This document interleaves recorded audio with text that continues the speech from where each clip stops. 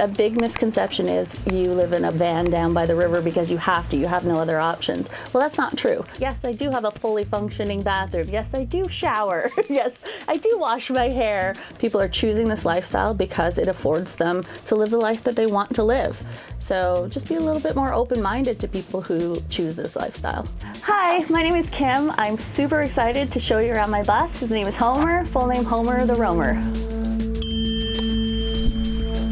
This video is sponsored by Renogy. Click the link in the description and use code FLORB PHX5 for a 5% discount on the Phoenix 200 power station. And remember to subscribe.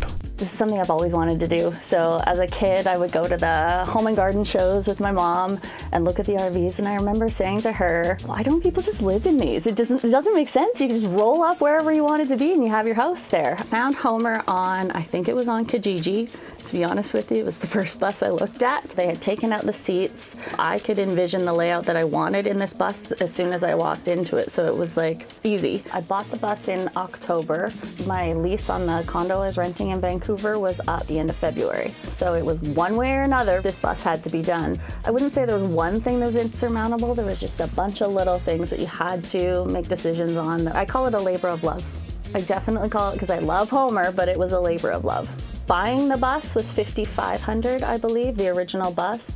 And then I think I put in with the labor and everything in here, probably about $40,000. So it came to about $45,000, I think. Homer is a 2003 Ford E450 diesel bus. Apparently it's a 1,000,000-mile motor. Currently it's about 350,000, but when the mechanics said that they tend to go for over 1,000,000, it kind of put it in perspective. When I first bought Homer, Homer was actually a church shuttle bus, bright yellow. The paint job was done about 1.5 years ago, self-done paint job, so don't look too closely at it. It's not perfect. Recently this summer, I added the awning. I've loved the awning so far. It's helped a lot with the summers here, but it will definitely help in the winters on the coast. Just under here is the propane tank. Not really sure of the exact size of it, but it's huge. I fill it up maybe twice a year, and it runs the hot water heater and fridge and stove when I'm not plugged in as well. This is my brand new 2022 Vespa. This is just to get around in town, run for groceries, do the errands, and it's very fuel efficient. Cost me about $9 to fill up the tank and lasts, I don't know, a week to a week and a half, or maybe even 2 weeks sometimes. So love the Vespa. So this is what I call the garage, so Homer's garage. This is right underneath the bed. Also, I have a list of all of the places that Homer has been. I have a toolbox for all the necessary things that I can fix. I have a drill back there, because you definitely need a drill. You need a drill for everything. My luggage for when I travel. And then this one holds all of my sports equipment. On this side is the cover for the tires on Homer, so when I'm parked for long periods of time, I'll put the covers on it. And then behind that is extra paint and, you know, WD-40 and all that kind of stuff that you just want to have with you, some silicone, because you have to do that quite regularly, but it's all tucked in there. Back here is the deck of Homer. Put a little AstroTurf on here. It just makes me happy to see something resembling grass on here. I actually have a ramp over here. That's how I get the Vespa up onto the deck, and that's where the Vespa lives when I'm traveling. This is a recent purchase. It is actually a barbecue. Simply go like this. This is one of the grills that goes on this side. I have the propane plug-in right there, and I'm able to grill outside, which is very necessary in some summer months when you don't want to turn on the oven or the stove. Right here is where I fill up the fresh water tank, so it's usually just a hose straight into there. And then we have an electrical outlet here. Up there is my rear view camera. That thing is absolutely invaluable. If you're thinking about it, get a rear view camera. So right here is a nice outdoor tap. It's actually plumbed to the water from inside Homer. It's just for hosing off. If you've been down at the beach or something, you can just hose yourself off before you go in. I have a composting toilet, so there's no black water, but this is the gray water tank. It's 33 gallons. This will last probably 2 weeks.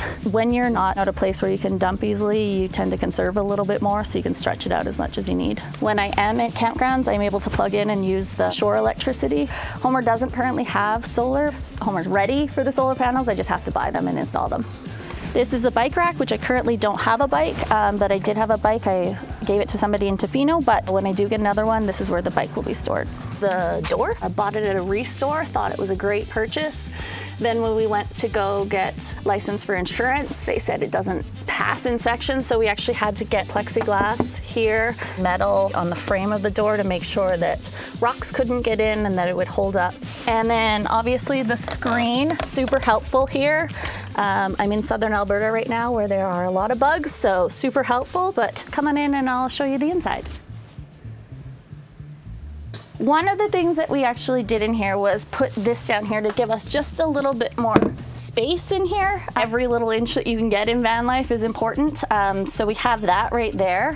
When we look at this side, just some computer stuff, some hats, and then on this side we have some extra bedding and just some cleaning supplies and that. But this is one of my absolute favorites, the new addition. This is a hanging hammock chair. I love reading a book here. You get the breeze in from the door. Sometimes I can turn the TV around and it's just a cool place to hang out. Right in here, there is all of the electrical.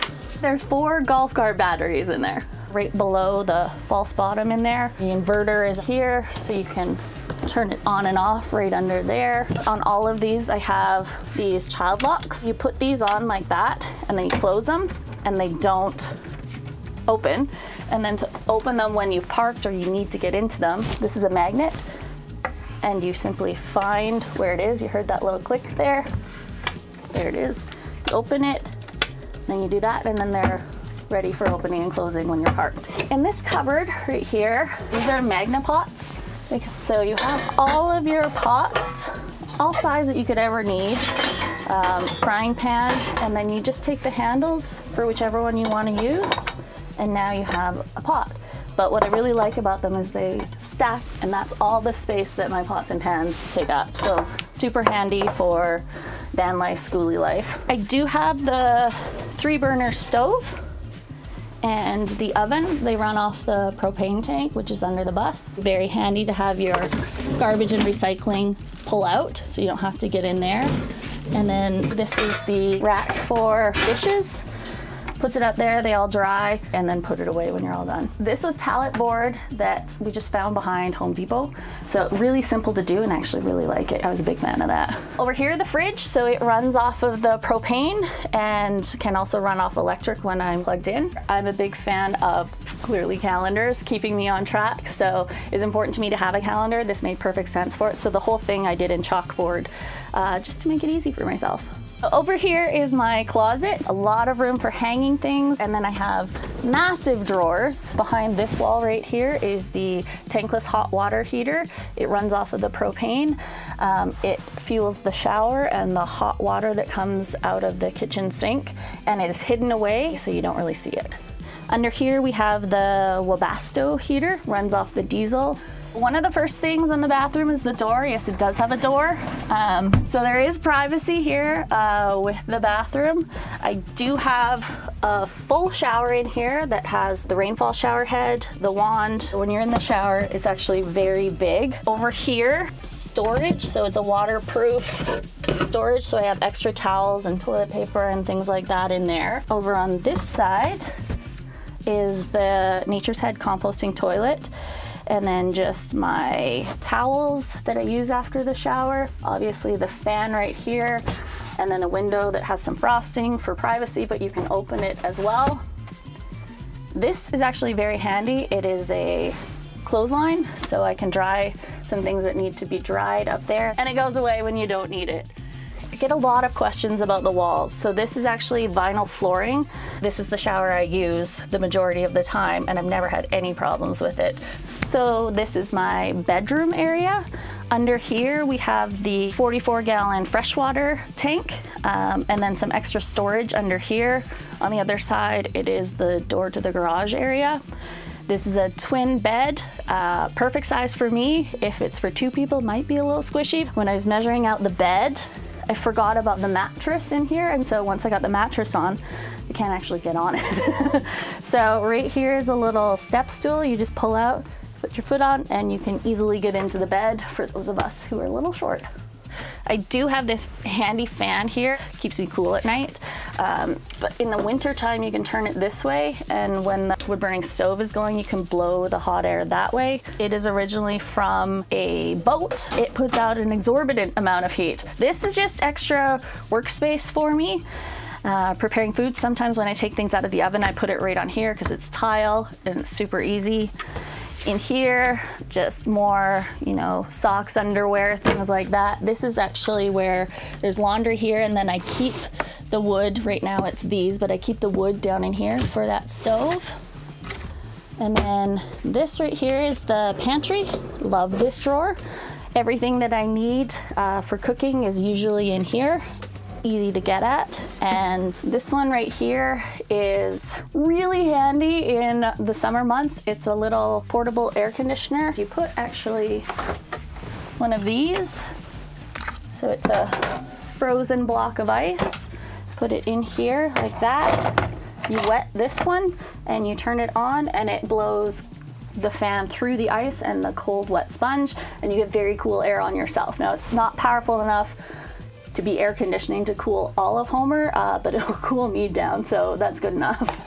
So this area is actually the newest build to the bus. One of the first things you can do is you take this part of the bench down and you put this up so that you do actually have a space where you can dine, play cards with somebody else. I noticed before I had this, I was missing that. I can also put everything away so that you have a big wide open space. I would usually have it like this if I was working out, and then you can also have this up for extra countertops. I've had it like this when I've had friends over for like a Taco Tuesday or something where you need to have a big space where people can come and then go outside and eat. You can do it that way. I stand at work, so it's really easy to work here, but sometimes I do like to sit too. So occasionally I will position my screen over here. I'll put this one down and bring this one up, and I can sit here, have my second screen, have my laptop here, and I can work from a seated position as well as from a standing one. So under the oven, this was just wasted space at some point, so what I did was actually make storage or a seat. So my shoes are in there, my extra shoes. And then when you flip it over, it could be a seat, or I can take those cushions right off of there and I pile them up, and then we have somewhere where somebody can sit and stretch out a little bit more, have it more comfortable. When it's a couch, you can have two people, you can have one person laying this way, one person laying this way. Right up here is where I can put my projector screen for a movie night, so you can actually have two people watching a movie comfortably and, you know, not laying in bed if you don't want to be laying in bed. I lived in my Range Rover for a couple of months while traveling across the country. Maybe try it, see what it's like. Realize that it's not all sunsets and ocean views. There are some not so fun things in it too, like sitting on the side of the road waiting for a tow truck during the middle of COVID. I mean, at the time you think it's the end of the world, but it's a little blip on the radar. But just be real about it, see if it is something you want to do, and then if you do, like, go and do it, find a way to do it.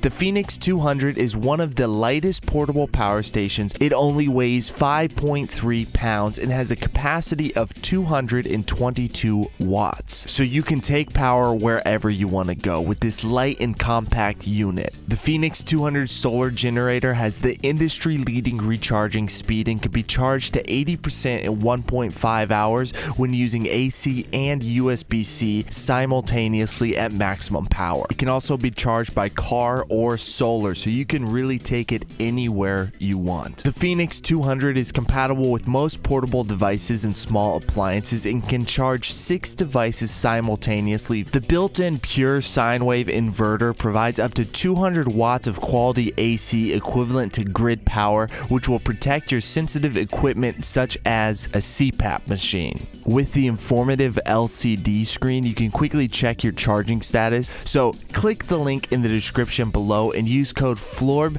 PHX5 to get 5% off your Fenix 200 solar generator. Do it now. Thank you for watching. Have a great week.